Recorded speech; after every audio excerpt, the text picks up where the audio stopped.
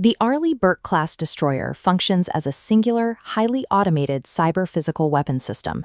Every component, from the external hull to the internal software, is engineered to operate as a unified combat network. The Aegis combat system serves as the central nervous system of this vessel. It integrates disparate sensors, computer processors, and weapons to dictate the tactical and operational rhythm of the entire warship. This creates a continuous detection-to-kill loop. Telemetry data from search radars flows into centralized servers, where massive volumes of sensory intake are fused and deconflicted. The system calculates a firing solution and automatically passes the engagement parameters to the mechanical missile cells for kinetic execution. Modern naval lethality is determined by the millisecond precision of this data integration architecture, rather than the explosive weight of the munitions alone. To address high-speed and low observable threats, the Navy developed the Flight 3 modernization baseline. This upgrade centers on the AN/SPY-6V1 air and missile defense radar. Integrating this technology creates a severe engineering conflict. Shipbuilders must fit a high-voltage, 21st-century radar architecture into a legacy hull form originally designed in the 1980s without degrading the ship's hydrodynamic stability. For Huntington Ingalls Industries, the primary shipbuilder, this conflict generates a cascading size, weight, power, and cooling crisis, an engineering bottleneck known as SWaPC. The new radar requires vastly more space, electricity, and thermal management than legacy systems. Sensors and software remain bound by the laws of thermodynamics. Even the most advanced radar array cannot function without the physical industrial engineering required to power and cool it.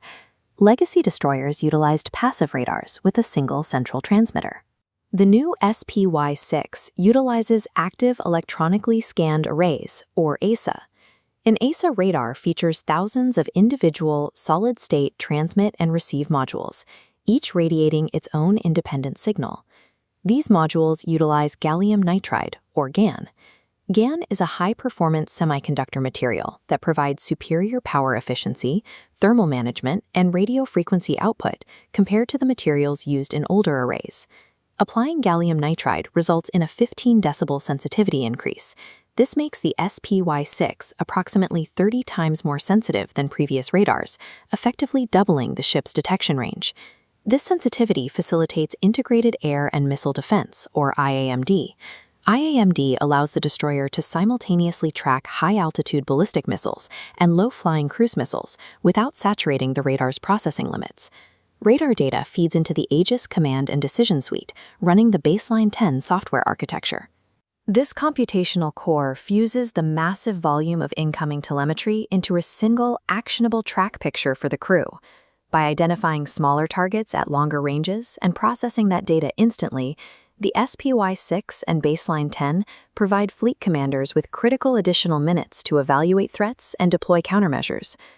The increased sensitivity of the SPY-6 comes at a heavy physical cost, intense ambient heat, and an exponential demand for electrical power. This chart displays the hull displacement margins for the Navy's surface combatants. The top bar shows that the Arleigh Burke-class has reached its absolute physical growth limit, displacing over 9,000 tons at full load to accommodate these new systems. To meet these energy requirements, Huntington Ingalls Industries executed a massive electrical overhaul. They replaced the legacy 450-volt architecture with a high-voltage 4160-volt alternating current grid, powered by 3 4-megawatt gas turbine generators. Cooling capacity required a similar upgrade. Engineers installed 5 350-ton high-efficiency air conditioning plants to push chilled water directly into the radar arrays mounted in the deckhouse. Because the new arrays added significant weight to the superstructure, engineers welded 90 long tons of solid steel ballast into the inner bottom of the hull. This lowers the ship's center of gravity and restores its hydrodynamic stability. This oversight report categorizes the severe integration deficiencies identified during the platform transition. The right-hand column details the specific spatial and configuration constraints caused by installing the new 4160-volt plant and heavy cooling units. Every digital advantage in modern naval warfare relies on these difficult physical compromises in mechanical engineering. Once the Aegis brain computes a solution, the ship transitions to kinetic execution. The primary effector for the Arleigh Burke-class is the Mark 41 vertical launching system, jointly manufactured by BAE Systems and Lockheed Martin. Legacy warships used mechanical arm launchers that had to retrieve munitions from a magazine and physically aim at a target.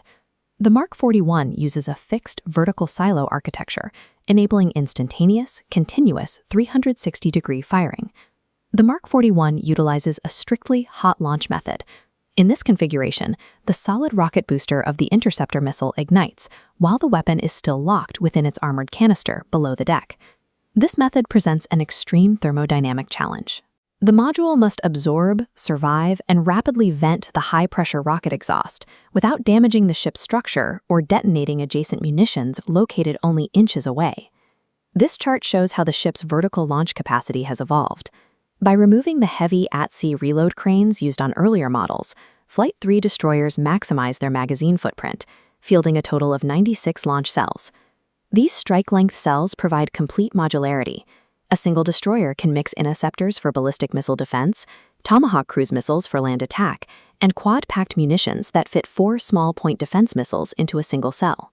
The vertical launching system serves as the physical mechanism that translates the processing power of the Aegis brain into concentrated, instantaneous lethality. Building a 9,700-ton, high-voltage combat node is too complex for traditional keel-up linear construction. Huntington Ingalls utilizes product-oriented shipbuilding technology to manage this complexity. Every wire and structural rib is captured in a 3D digital model that interfaces directly with manufacturing equipment to cut steel with microscopic tolerances. Construction follows a strict unit-to-module hierarchy. Shipbuilders fabricate 72 structural units, weld them into 21 grand blocks, and finally integrate those into 3 main hull modules. This modular approach allows for extensive outfitting early in the cycle. Before the steel blocks are fully enclosed, workers route hundreds of miles of sensitive fiber optic and high-voltage cabling through the open structures. Once the modules are joined, the ship reaches a milestone known as Aegis light-off. This is the moment pier-side engineers first push 4160-volt power into the SPY-6 radar and baseline 10 software to validate the electrical and digital integration. Modern naval shipbuilding integrates fragile, advanced software networks into a heavy, hostile physical environment, moving beyond traditional metallurgy. The Navy oversees this integration through a dual-pillar command structure. PEO Ships manages the physical hull and power systems, with shipbuilders like HII, while PEO Integrated Warfare Systems develops the digital architecture with contractors like Lockheed Martin and Raytheon. Sustaining this industrial base requires stable, long-term funding. As shown here, the Navy uses multi-year procurement contracts, such as the nearly $7 billion obligated for the latest 5-year block, to allow for economic order quantities and workforce stability. To prevent these multi-billion-dollar contracts from creating an uncompetitive monopoly, the Navy utilizes an acquisition strategy known as profit related to offers. This chart shows the result of that strategy. Production is split between HII's Ingalls facility and Bath Iron Works. Both yards are guaranteed work to ensure survival, but must compete aggressively on bid pricing to win higher profit margins and extra hull allocations. The Navy's defensive shield comprises both the Aegis software and the carefully managed economic industrial base that physically manufactures it. The journey from raw steel to a certified Flight III destroyer requires absolute precision across tens of thousands of individual processes. This reveals the central engineering reality of the platform. Even the most advanced digital sensor array remains dependent on the brute force thermodynamics of its mechanical host.